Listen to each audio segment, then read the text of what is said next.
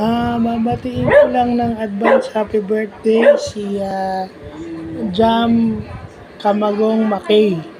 Sa November 8 pa yung birthday mo, pero babatiin na rin kita ng happy birthday in advance kasi baka busy ka sa work, busy ka sa family. So, mauna na akong bumati kasi kaya ako naalala yung birthday mo kasi ka-birthday mo yung uncle ko. Ka-birthday mo yung tito ko na sumakabilang buhay na. So, more birthdays to come. God bless. At sana pagpalain ka pa. Pagpalain pa yung work mo, kung ano man yung work mo ngayon.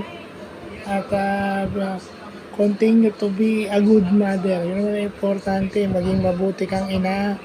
Mabuti kang halimbawa sa anak o sa mga anak mo. Yun ang importante. Tsaka sana wag mo pababayaan din ang iyong mental health. Hindi lang yung physical health, hindi lang yung physical beauty, yung mental health din.